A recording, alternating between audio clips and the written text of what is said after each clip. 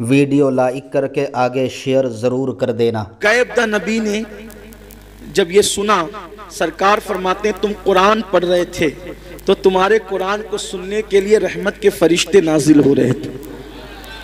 اس کو دیکھ کر کے گھوڑا بدک رہا تھا اور ہنہنا رہا تھا، اگر تم قرآن کی تلاوت نہ روکتے، موقوف نہ کرتے تو پھر کیا ہوتا؟ تم ان فرشتوں کو دیکھ لیتے، ان کی زیارت کر لیتے، وہ جو رحمت کے فرشتے نازل ہو رہے تھے۔ یہ قرآن ہے۔ ہمارا مشن یہ ہے سنی دعوت اسلامی کا، بلکہ سنی دعوت اسلامی صرف سفید امامے والے چند اراکین کی تنظیم نہیں ہے، یہ ہر عاشق رسول کی تنظیم ہے۔ تو یہ اپنی جو سنی دعوت اسلامی، اس کا مشن یہ ہے ہر بچہ قرآن پڑھے۔ اس لیے قرآن کی خدمت کے لیے پورے شہر میں 60 سے زیادہ مدرسے ہو گئے، 2 دارالعلوم لڑکوں کے ہو گئے، 2 دارالعلوم لڑکیوں کے ہو گئے، اور یہ سلسلہ جاری ہے۔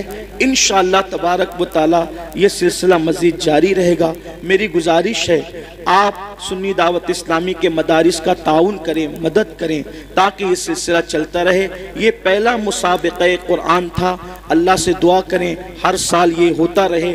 اور مجھے خوشی ہے کہ قرآن سننے کے لیے آپ اتنی دیر تک کے بیٹھے، اللہ آپ سب کو اس کی جزا عطا کرے، بہتر صلہ عطا کرے۔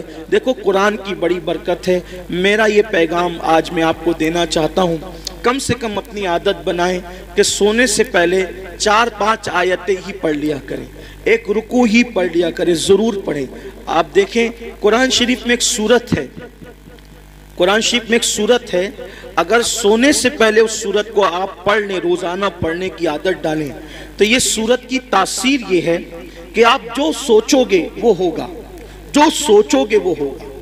اس سورت کا نام ہے سورہ مزمل، 2 رکوع پر مشتمل ہے یہ سورت، اور 5 منٹ سے بھی کم کا وقت لگتا ہے۔ 5-6 دن اگر آپ اس کو ریگولر پڑھیں گے نا سورہ مزمل کو، تو آپ کو یہ زبانی یاد ہو جائے گی، اور آپ سورہ مزمل پڑھنے کے عادی بنے، جادو سے بچیں گے، سحر سے بچیں گے، بلاؤں سے بچیں گے۔ یہ ہے۔ پھر بھوکمری سے بچنا ہے، فاقہ کشی اور غربت سے، یعنی مالدار بننا ہے۔ سوتے ٹائم سورہ واقعہ کی تلاوت کریں۔ سورہ واقعہ مالدار بنانے والی سورت ہے۔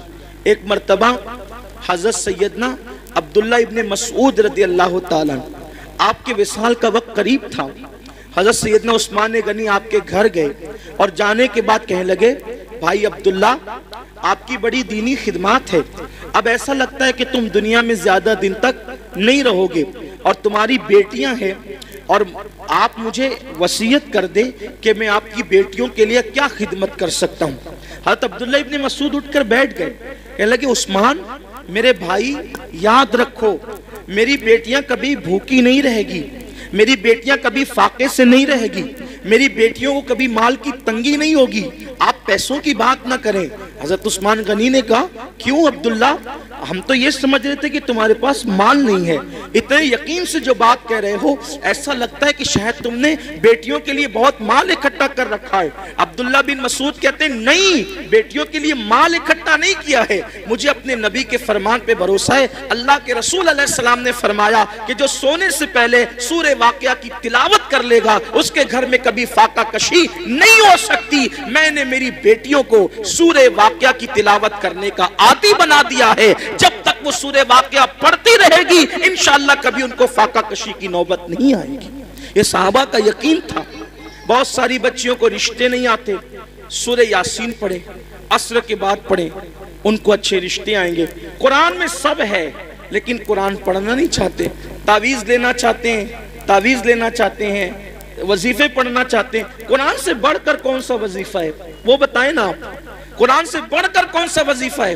دیکھو حضور غریب نواز رضی اللہ تعالیٰ جے پال جوگی کے سارے جادو کا جواب صرف ایک آیت سے دیا ہے غریب نواز نے، اس کو آیت الکرسی کہتے ہیں۔ آیت الکرسی سے جے پال جوگی ہار گیا، غریب نواز کے مقابلے میں نہیں آ سکا۔ وہ سورہ فلق سورہ ناس پڑھ کے دم کیجئے، نظر بد ختم ہوگی۔ بچے جو شام کے وقت رات رات بھر روتے ہیں، فلق اور ناس پڑھ کر دم کرو، بچے رونا بند کر دیں گے، نہیں روئیں گے بچے۔ نظر لگتی ہے 3 مرتبہ لیلاف قریش پڑھو، نظر فوراً ختم ہوگی۔ اب آپ کہیں گے ہم تو کرتے ہیں نا، لیکن اثر نہیں ہوتا. یہی بات خاص ہے, یہ بات خاص ہے. ایک مجھے بہت خوبصورت بات یہاں یاد آئی. ہمارے مرشد آبروئے سلسلہ چشتیہ شہباز اولیاء حضرت سیدی بابا فرید الدین گنج شکر رضی اللہ تعالی, یہ سلسلہ چشتیہ کی آبرو ہے بابا فرید. بڑے پیارے بزرگ ہیں بابا فرید الدین. غریب نواز نے کہا تھا قطب الدین ایسے شہباز کا تو نے شکار کیا ہے کہ اس کے ذریعے سے قیامت تک تیرا نام زندہ رہے گا. بابا فرید کے پاس ایک عورت آئی اور آ کر کہتے سرکار میری بیٹی کی شادی ہے, پیسوں کا انتظام نہیں, سرکار انتظام کر دیں. اب وہ اللہ والے لوگ, اور بابا فرید جیسا اللہ والا. بابا فرید جب پاک پٹن میں رہنے گئے تھے شروع میں, تو ایک درخت کے نیچے قیام تھا, اور جو کپڑوں کی پوٹلیاں اور جو سامان کی گٹریاں تھی نا, وہ رکھنے کو جگہ نہیں تھی. پنجاب کے لوگ یعنی پاک پٹن کے لوگ بہت ستاتے تھے, رہنے نہیں دیتے تھے. تو سامان کہاں رکھیں اپنا, تھا تو تھوڑا ہی سامان, جگہ تو چاہیے, تو درخت پہ لٹکا کر رکھتے تھے سامان. اب جس کا خود کا چھت نہ ہو اس کے پاس آئیے کیا کہنے, میری بیٹی کی شادی نہیں, شادی ہے پیسے کا انتظام نہیں. اب بابا فرید, او بابا فرید, فرید مطلب فرید, یہ ان کا نام نہیں فرید, ان کا نام ہے مسعود اور ان کا لقب ہے فرید. فرید کا مطلب ہوتا ہے یکتا, یکتا بے ہمتا, کوئی ہمسر نہیں, کوئی ثانی نہیں. ان کے دور میں وہ تھے فرید الدین. ویڈیو اگر اچھا لگا ہو تو لائک کر کے آگے شیئر ضرور کر دینا. اللہ حافظ.